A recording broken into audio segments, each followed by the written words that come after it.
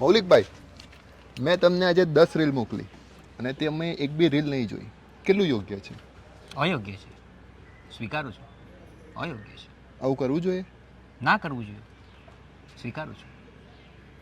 હું રોજની 1000 રીલ જોઉં છું. 1000માંથી બેસ્ટ 10 રીલ મારા દોસ્તા લોકોને મોકલું છું.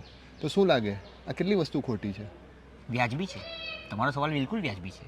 ને તમારા જેવા બીજા બી અમુક છે, પેલા સ્મિત ને એ લોકો, જે લોકો આવી રીતે નાગાઈ કરે છે ને એક બી રીલ જોતા નથી. તો શું કરશો હવે તમે? ના કરવું જોઈએ. એ લોકોએ પણ ના કરવું જોઈએ.